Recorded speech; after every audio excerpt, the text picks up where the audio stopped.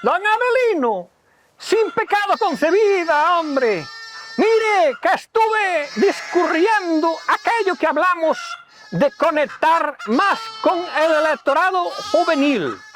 Y se me ocurrió una idea muy buena.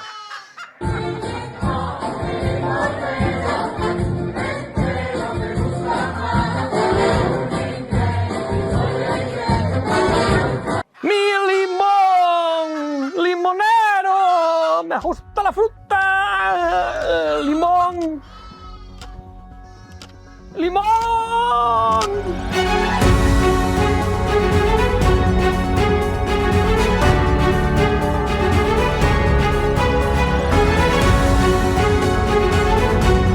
El asesinato de un conocido líder de opinión republicano está suponiendo un antes y un después en la batalla cultural que cada día es menos cultural y más batalla.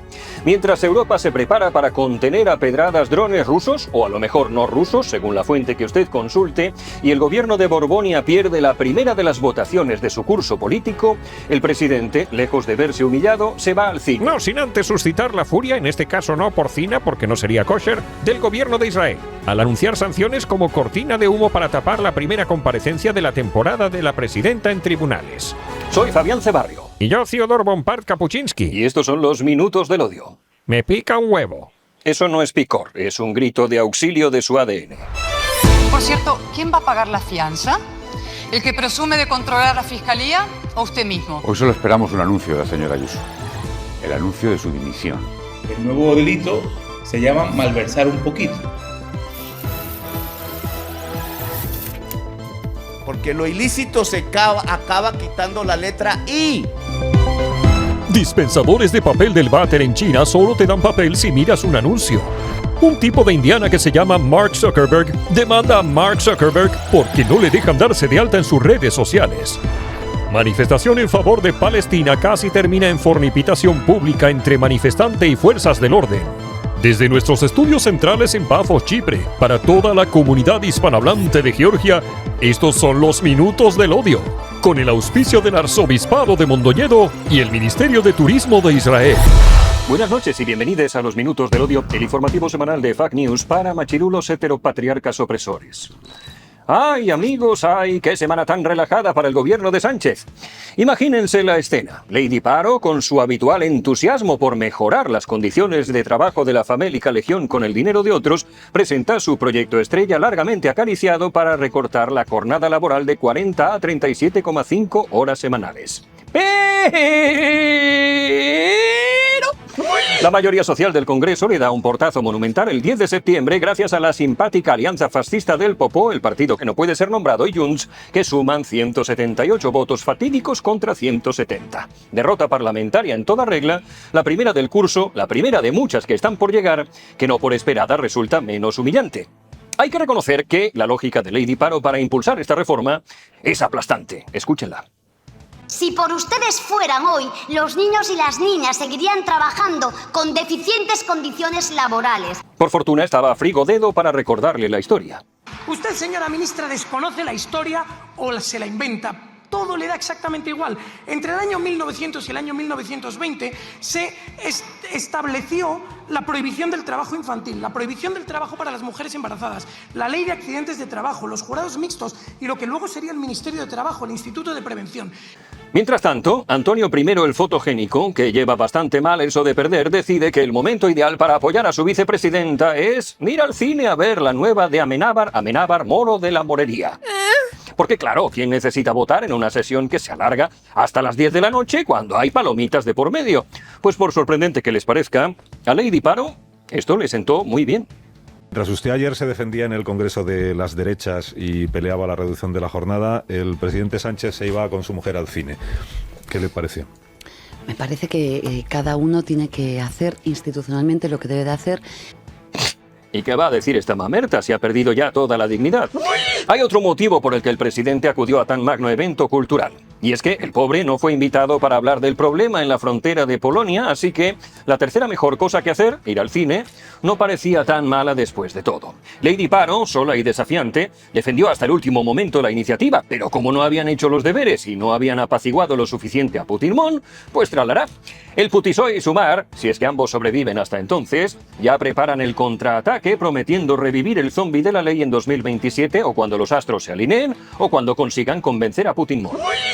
És inconcebible, aquesta llei que el que fa és dificultar la vida del petit emprenedor, de l'empresari sofert de Catalunya. ¡Referéndum! I, per tant, le donarem suport amb tota la força de la nostra nació mil·lenària. Pero por ahora la jornada sigue siendo 40 horas. Así, a pesar de la derrota, Lady Paro permanece impasible el alemán. Y asegura que persistirá en su lucha por esta media horita que merece la famélica legión. Lo que hemos visto hoy es un debate de altura, de país, de propuesta económica, de propuesta social, de sindicalismo, de la vida de la gente, de cuidados. Esto es lo que hay que hacer y, por tanto, lo que hay que seguir haciendo es, creo que, dialogando y defendiendo, en este caso lo tengo muy claro, a los trabajadores y trabajadoras de nuestro país. La derrota ha sido humillante, sí, pero al menos ha contado con el apoyo de las fuerzas vivas. Así, los sindicatos, de quien dependen los sindicatos, mostraban su preocupación por este contubernio judeo-masónico que si a nosotros nos honra, a ellos los envilece. Escuchemos a León Comegamba. En realidad, el Partido Popular, Junts, en su intervención han dado todos los argumentos para que hoy se aprobara la tramitación. Lo que es increíble es que no se haya aprobado. No ha sido el único momento de gloria de este señor esta semana. Acorralado por Bertrand Mandingo, arremetía contra los autónomos por ganar demasiado dinero. ¿Usted ha sido empresario alguna vez? Si yo he sido empresario... ¿Autónomo? Mire, eso es... ¿Sabe cómo funciona eso? Eso es indiferente. O sea, pero ¿sabe usted la carga que tiene que hacer? Yo sé la carga que tienen, lo que cobran y las declaraciones que hace la Hacienda. Y es evidente que están ganando mucho dinero. La madre que lo parió. 235 autónomos que se han dado de baja al día, en el mes de julio, y este desgraciado todavía anda con bromas. Menos mal que los autónomos no tienen tiempo para conachadas ni se les ha ocurrido organizarse en condiciones. Que como se organizaran, ibais a durar en el gobierno menos que un tanga en el carnaval de Río. Kapuczynski, la mejor, la más eficaz. En Idatec Generadores vendemos la paz mental de escuchar tu nevera seguir zumbando mientras el vecindario se derrite en la penumbra. Generadores automáticos antiapagón, que arrancan solos aunque tú estés tumbado viendo telenovelas o cuidando tu criadero de cerdos con futuro incierto. Da igual si es vivienda, nave industrial, granja de pollos hormonados o tu chiringuito clandestino. Tenemos grupos electrógenos y conmutaciones de toda potencia, y con este gobierno se hacen cada día más imprescindibles. Y sí, hacemos el montaje llave en mano porque tú bastante tienes con sobrevivir a la factura de la luz. Idatec Generadores, hostia. La mejor, la más eficaz. Atención, profesionales de todo tipo. Si todo suena bien, sospecha. Tienes el oído de un cactus. Tu empresa, tu carrera, tu serie turca de sobremesa, todo necesita un guión. Y si tú no lo escribes, alguien lo tendrá que hacer por ti. Y ahí entra la agenda de Lino. Estrategia empresarial no es un PDF con flechitas. Es decidir hoy para no llorar mañana como un becario mal pagado. Cultura corporativa no es postureo en LinkedIn. Es lo que haces cuando nadie te ve. Habilidades técnicas abren puertas. Las humanas evitan que te cambien la cerradura. Si ya probaste 1000 recetas y solo lograste decorado, llama a la agenda de Lino antes de que crujan los huesos. La mejor, la más eficaz. Todo este desfile de inclemencias para Antonio I el Resiliente tiene el colofón esta semana cuando su esposa finalmente se sienta en el banquillo, no sin antes organizar una intrincada batalla judicial para escabullirse de todo a base de recursos, 7 en total, y contando con la connivencia de la Fiscalía, de quien depende la Fiscalía, que se ha opuesto a que la UCO, que es fascista, analice 7 años de mails de Begoña Gómez al considerarla una decisión desmesurada. La presidenta Gómez acudió finalmente a defenderse de las acusaciones fascistas, con altercado incluido con sus guardaespaldas, y reconoció que, en efecto, solicitó como favor personal a su asesora que muy puntualmente y de vez en cuando, solo la puntita, le realizara unas gestioncillas menores y sin la más mínima importancia. Uno pudiera pensar que hablaba de cogerle cita en la pescadería, pero tardaron bien poco en salir a la luz pantallazos de correos en los que se detallaba en qué consistían estas pequeñas gestiones. Preparar conferencias, captar donaciones, realizar tediosos trámites administrativos para los que la presidenta no estaba motivada porque ese día le habían hecho las uñas en la peluquería. Ya que sé. El debate ha resumido el presunto modus operandi de la presidenta del siguiente modo, y basándose en testimonios de las empresas del IBEX. Los empresarios habrían recibido llamadas desde presidencia del gobierno presentando una posible reunión como un interés personal de la mujer del presidente. ¿Cómo te vas a negar? Es un poco como si aparece por tu joyería la mujer del generalísimo para elegir collares. En esos encuentros, Gómez, a la que se le está poniendo cara de urdangarín más que nunca, mostraba sus proyectos con un PowerPoint y pedía aportaciones de hasta 100.000 euros, una cantidad pensada para evitar controles internos. Tras ello, Moncloa volvía a llamar para agradecer la colaboración en nombre del presidente. E insisto, esto es algo que publica El Debate, por lo que la información hay que cogerla con pinzas. En cuanto al caso del fiscalísimo, con la apertura del juicio oral, el juez ha fijado una fianza civil de 150.000 napos para cubrir posibles responsabilidades pecuniarias. El plazo para depositarlas es de 5 días, hasta el 14 de septiembre.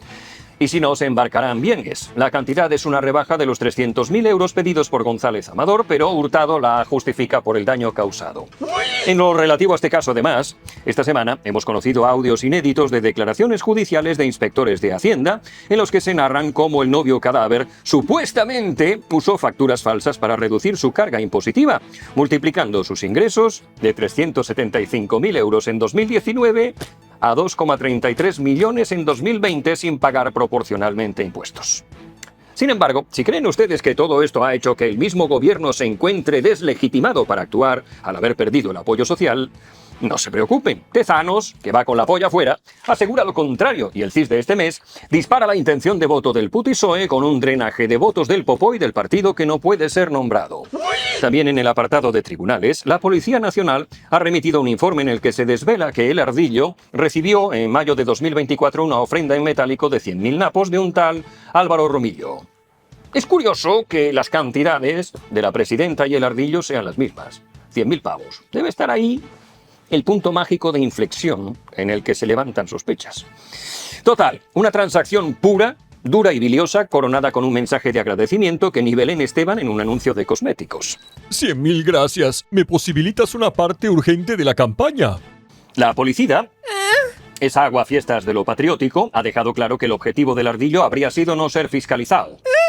El Tribunal de Cuentas está en este momento buscando la factura en algún cajón de los 90 y en Bruselas se han dado cuenta ya de que tienen a otro youtuber con escaño, un tipo que considera que los impuestos son un robo, pero los maletines una forma de libertad financiera. En su Telegrams, el Ardillo ha asegurado que la absolución llegará después de las elecciones generales, lo que se suma a un largo rosario de afirmaciones tranquilizadoras. Que no iban a investigar porque era un asuntillo con Hacienda, que si en Bruselas había acabado absuelto de todo, que si cuando llegase el Supremo lo desestimaría, bla, bla, bla. Lo curioso del caso es que todavía hay quien lo defiende y todavía queda gente que lo volvería a votar. Ustedes muchas veces, imagino que de cachondeo, me dicen que debo presentarme yo a las elecciones. Y lo cierto es que noticias como esta, chico, pues me lo hacen replanteármelo. A lo mejor tengo hasta futuro en semejantes batallas.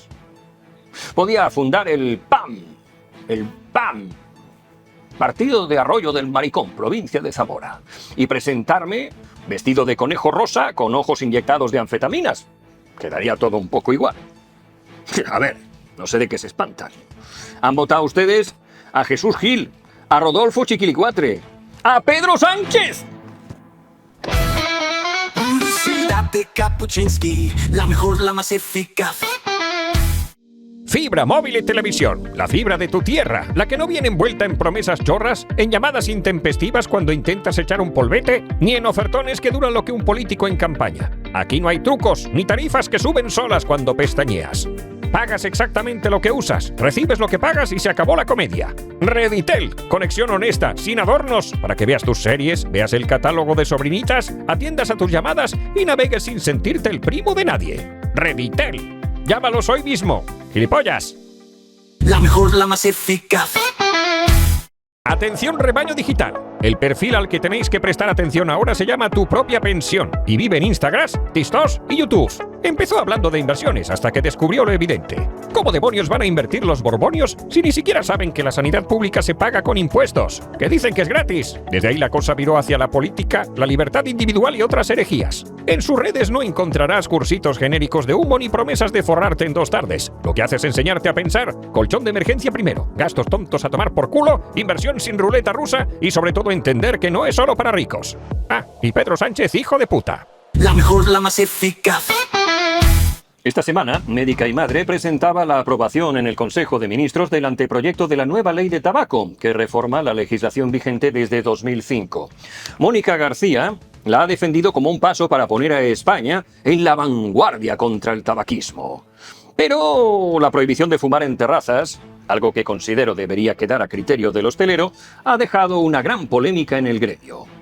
En la presentación de esta campaña institucional de la prevención del tabaquismo, una campaña que se centra en que hay muchas cosas que se pueden hacer con la boca: reír, comer, besar, hablar, cantar. Las posibilidades son absolutamente infinitas, y por qué con tantas cosas maravillosas que se pueden hacer con ella la usan o la usamos para vapear.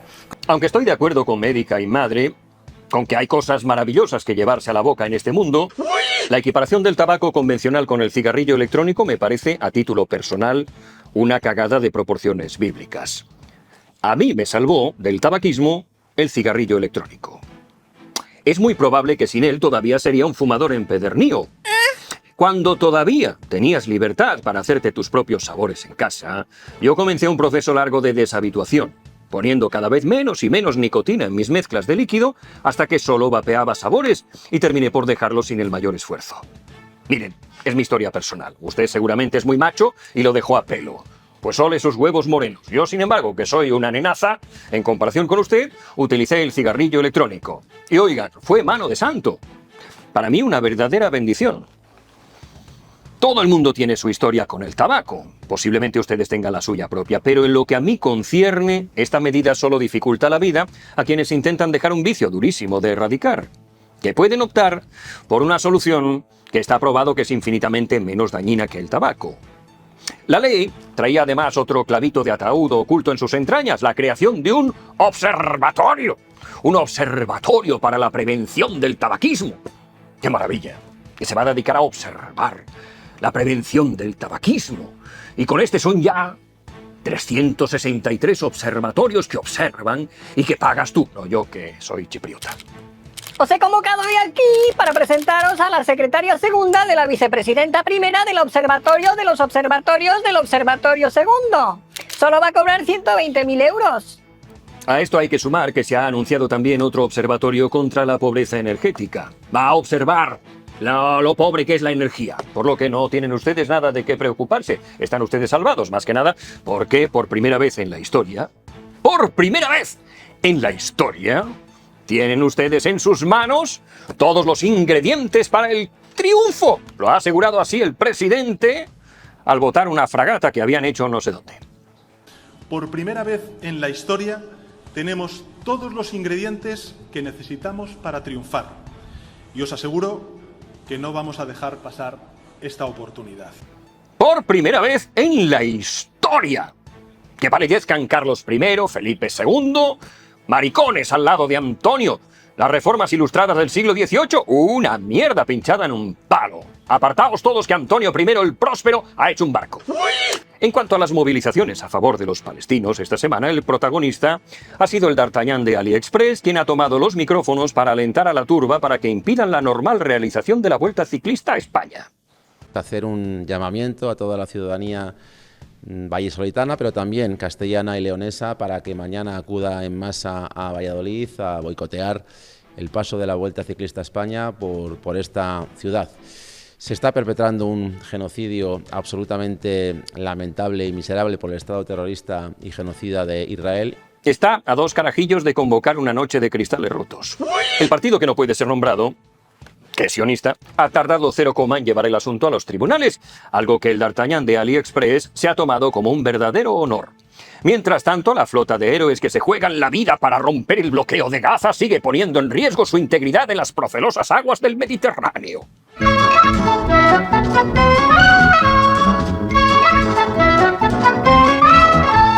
Y esta semana se celebraba la Diada, el día grande del independentismo de la República de Palafrugell.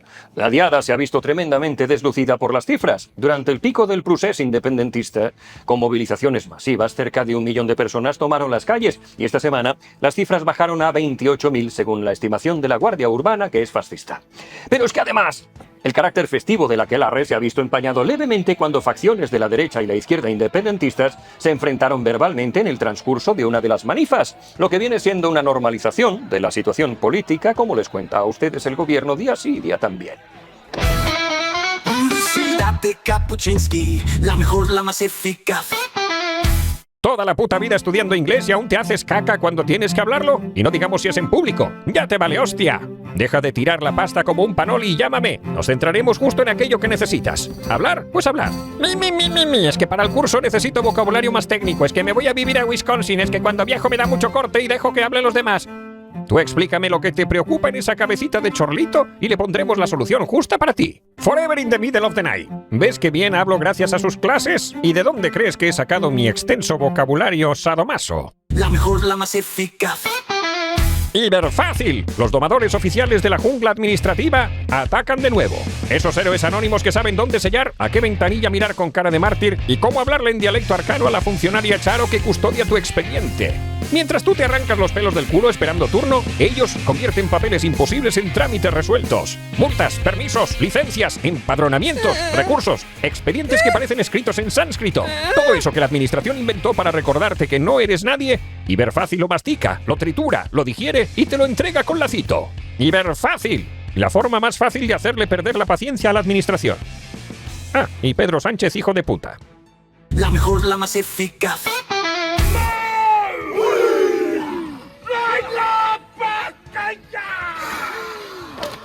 Esta jaca que están viendo la protagonizan los cristianos maoríes en el Londres central, en honor al que posiblemente dentro de unos años podría haberse convertido en el candidato más firme a la presidencia de los Estados Unidos por el Partido Republicano. Charlie Kirk, de 31 años, se había convertido en un fenómeno de masas gracias a las redes sociales y ha sido asesinado el 11 de septiembre. Yo coincidía en algunas ideas con Kirk. En muchas ocasiones, su retórica me parecía extraordinaria. Otras de sus ideas me parecían radicales, pero defendidas de un modo brillante. Y otras me chirriaban mucho, en especial las que involucraban la religión y el sentido de supremacía estadounidense por encima de los demás pueblos de la Tierra. En cierta ocasión, además, se le preguntó directamente qué haría si su hija de 10 años quedara embarazada debido a una violinización. Su respuesta fue que ese bebé debía nacer porque permitir el aborto en ese caso sería complacer el mal. Sí, Charlie Kirk no se andaba con rositas. Como todo personaje con ideas disruptivas, tal vez no sea el momento ahora de juzgarlas, pero había algo que admiraba profundamente en él. Él iba a campus infestados de pulgas rojas y abría el micrófono a todo aquel que quisiera intentar convencerlo para cambiar de idea y siempre exigía del público respeto por su oponente. Se enfrentaba a bichos del Averno con los que reconozco que yo no tendría el cuajo de seguir intercambiando palabras. Yo ya estoy viejo y hay determinadas circunstancias que me dan mucha pereza, pero él persistía. Y ese era en esencia su peligro y en eso consistía gran parte de su radicalidad. Bien es cierto que lo que luego llegaba a las redes sociales era una versión editada de esos encuentros en los que él siempre quedaba bien. Pero iba a los sitios, pedía respeto y hablaba con la gente. Una verdadera rareza. En realidad, el asesinato de Kirk es el resultado natural de acostumbrar a una generación a tratar a todo aquel con quien no coincides como si fuera un nazi de verdad. Desde Podemos siempre venimos con propuestas para que no nos digan que solo criticamos. Y les vamos a proponer una nueva modalidad deportiva.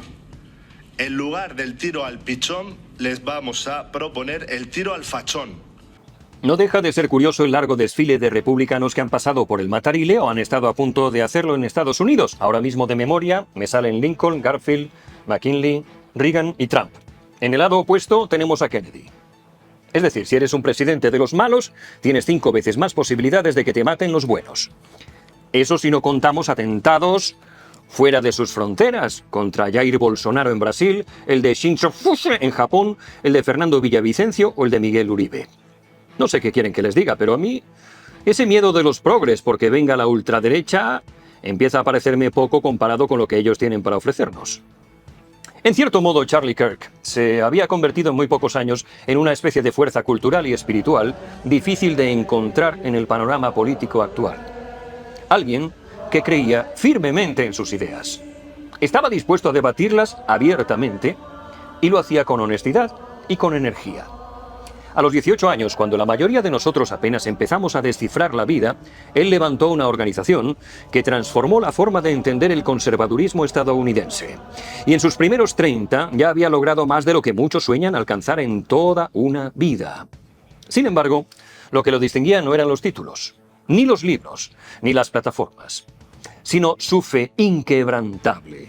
Su compromiso político brotaba de una visión más profunda, guiar a la gente hacia su verdad, la virtud en la que creía, y en última instancia, hacia el Dios por el que él sentía tantísima devoción. Instantes después del atentado, las redes se inundaron de inmediato de vídeos y de posts de rojos celebrándolo. Y días después, esas celebraciones se convirtieron en despidos. En este mundo al revés que hemos dejado que se construyera poquito a poco, a base de descaro por el bando de los rojos y de complejo de inferioridad por el bando azul, los buenos se convierten en verdugos y silenciadores del contrario. El tiempo permitirá saber si ha sido un inside job o no. Más allá de la tragedia personal o de las teorías conspiranoicas sobre este atentado, el asesinato de Charlie Kirk plantea un interrogante de muy difícil respuesta. Si ya no se puede ir a territorio enemigo a debatir ideas, si opinar distinto e invitar al diálogo está prohibido, ¿qué cojones nos queda? ¿Qué queréis, progres? ¿Qué queréis? Nos va a quedar solo el ruido, el hinchamiento digital, el aplauso de la propia tribu y la demonización de la contraria. Nos va a quedar una política reducida a guerra de símbolos, donde la razón se mide en likes y no en argumentos. Nos va a quedar la sospecha permanente, el miedo a disentir, porque cualquier palabra fuera del guión puede costar una carrera o una reputación, o como acabamos de ver, la vida misma. La pregunta incómoda que tenemos que hacernos, que debemos hacer a los progres, es si Occidente puede sobrevivir cuando desaparece el espacio común para disentir sin ser perseguidos, sin ser llamado nazi o sin ser asesinado. Tal vez el atentado no solo apunte contra una persona, sino contra la posibilidad misma de que la palabra sustituya a la violencia. Y si eso se pierde, lo que se abre, señores, no es un debate, es una selva. En televisión española, precisamente hablando del tema de la libertad de expresión, tuvo lugar un momento delicado, carpetobetónico, cuando Mariló Montero acudió a ese pañal cagao presentado por un teleñeco gangoso que llaman La Revuelta. Lo gracioso de este duelo de titanes es que el teleñeco gangoso terminó por darle la razón involuntariamente y con sus acciones a la invitada. Véanlo y lo comentamos. El periodismo tendría que ser libre e independiente. Entonces da la sensación de que últimamente no puede serlo. Ya. Y tendría que serlo. A mí lo que a veces me rechina en esto que estás diciendo tú ahora mismo, de que todo el mundo tendría... O sea, yo escucho a mucha gente diciendo... Es que ya no se puede decir nada, es que todo el mundo tendría que tener libertad de expresión de decir lo que quiera y tal, y lo están diciendo desde un programa de máxima audiencia en el que literalmente están diciendo lo que sale de los cojones. O sea, es como... es ridículo, o sea... Depende mucho... Quiero decir... ¿Sabes lo que digo, no? Lo que veo yo aquí. Invitas a una tía de derechas a una televisión de izquierdas, a un programa de izquierdas, con colaboradores de izquierdas, presentador de izquierdas y un público entregado de izquierdas. La coges por la solapa, la interrumpes con balbuceos, la vapuleas mientras el público le tira tomates y la abuchea, y la conclusión es que mira que libre es todo, lo que pasa es que eres fascista. Menos mal que los fachas estamos ganando la batalla cultural de los cojones, que se está haciendo larga, pero menos mal que la estamos ganando. Pero también les digo una cosa. Cuando la ganemos, porque la ganaremos, pondré todo mi empeño para que los rojos sean escuchados y tengan la oportunidad de expresar sus opiniones, por muy delirantes que sean, que lo son. Y en las provincias españolas de ultramar quiero hacerles llegar dos sesudas reflexiones que provienen directamente de madres fundadoras de la patria. La primera la ha protagonizado Claudia Hachafuña, presidente de México, que en esta semana justificaba la subida de impuestos de los refrescos azucarados del país de esta guisa. Una lata de un refresco, de una bebida azucarada, tiene un costo adicional de $1. Si uno tomara una de estas latas diarias, ¿cuánto cuesta una lata diaria? $20. Entonces, si tomas una lata diaria, son 600 pesos, ¿no? ¿Sí? 50 centavos más por lata. Entonces son, bueno, de la bebida de 600, ¿no? Si tomas una bebida azucarada de 600 litros, 660 mililitros, ¿cierto? Sí, como litros, mililitros, perdón, de 600 mililitros. ¡Viva el vino! Es una crack. La otra reflexión profunda y conciliadora la ha ofrecido al mundo esta diputada chilena. Bueno, yo quiero, sin ánimo de ser denostadora, estoy haciendo una descripción de la fisiología del cerebro de los bolivianos. Los bolivianos nacieron en el altiplano, señor presidente, por lo tanto tienen disminución del oxígeno cerebral. Y eso hace que ellos tengan esta frase como la que dijo el presidente. Ellos son portadores crónicos desde el nacimiento de una encefalopatía hipóxica. Pues les dejo con la noticia chusca de la semana. Hemos conocido que el difuntiño finalmente ha matriculado a sus hijos, los mellizos Leo y Manuel y Aitana, en un colegio privado laico de Las Rozas de Madrid, gestionado por una cooperativa con un coste de unos 500 euros mensuales por niño y ratio baja de alumnos, lo que viene siendo un cole de cayetanos. Una y mil veces habrá que repetir lo mismo. Este señor puede comprar las casas que le salga de los cojones y puede educar a sus hijos donde le cante el orto. Eso no es lo que se debate aquí. Lo que sí chirría y mucho es que se haya pasado toda su vida pública criticando la educación privada y diciendo que es un mecanismo segregador y una educación para ricos que evita la mezcla con niños de clase obrera, con gitanos o inmigrantes, y luego a la primera de cambio, chico, derechitos a la privada. Y seguro que me dejo muchas noticias en el tintero, pero ya están ustedes para reprochármelo con furia porcina en los comentarios. Lo cierto es que estoy hasta los cojones de todos nosotros. Hasta aquí los minutos del odio de hoy. Recuerden ustedes ir al cine, que la cultura es importante, enfangar juicios con recursos interminables, emplear la fiscalía como marioneta, emplear la fiscalía como marioneta, pelearse los unos con los otros, irse de crucero y darle un tiro en el cuello a quien no piense como ustedes. Coman gusanos, sean resilientes, ecosostenibles y planchen de madrugada. En definitiva, sean subnormales. Ay, un abrazo con el rejón de puta. ¡Viva México, cabrones! ¡Sí se puede!